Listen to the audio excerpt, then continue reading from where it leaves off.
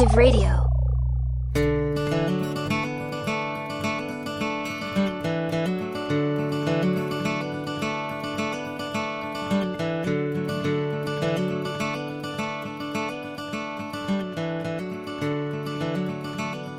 Texas History Lessons presents an occasional daily dose of Texas history with your host, Michael.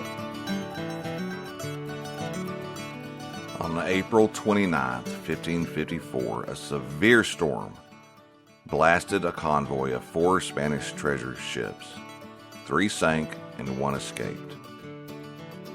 4 ships, the Espiritu Santo, the San Esteban, the Santa Maria de Yciar, and the San Andreas set sail from San Juan de Ulúa down near Veracruz, Mexico on April 9, 1554, with Antonio Corzo as Captain General. The combined cargoes of the 4 ships had an estimated value of a little over 2 million pesos.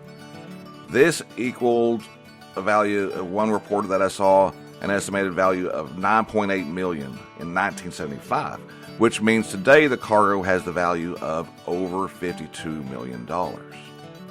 23 days later, they were caught in a storm, and the Espiritu Santo, the San Esteban, and the Santa Maria de Yciar sank. The San Andreas escaped and did reach Havana, but it was so damaged that it had to be scrapped rather than undergo repair. It's believed that more than likely half to 2/3 of the 300 people on the 3 battered ships that sank drowned before they could make it to shore on Padre Island. Now, for context, recall that Cabeza de Vaca and his surviving cohorts from the ill-fated Narvaez expedition had crashed ashore just about 25 years before in 1528. Things had not gone well for the majority of them, and things did not go well for the survivors of these ships either. A small group of about 30, including some skilled mariners, set out to sea in one of the small boats that had been saved from the sunken ships. Their goal was to reach Mexico and organize a relief expedition. The larger group that remained set out on foot.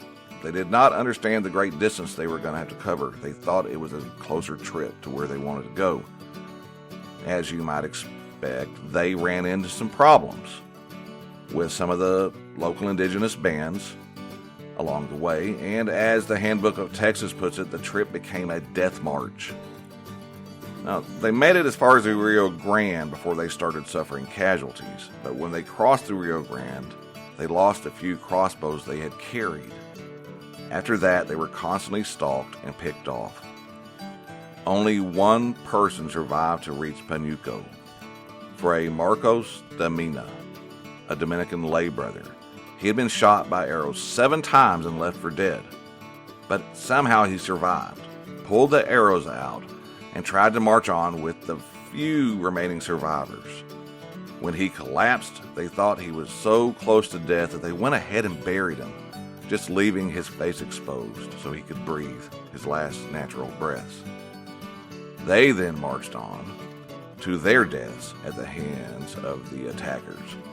Somehow, Marcos de Mena regained strength, removed himself from his grave, and walked on for about 4 or 5 more days until he reached safety. Now that is a story of survival that is worthy of remembrance. The 30 or so that had sailed in the boat did reach Veracruz. An expedition set out to see what could be salvaged, and over 40% of the cargo was recovered, but less than half of the gold, as I understand it, was able to be saved. But what of that one survivor that set out on foot and made it, Fray Marcos de Mena?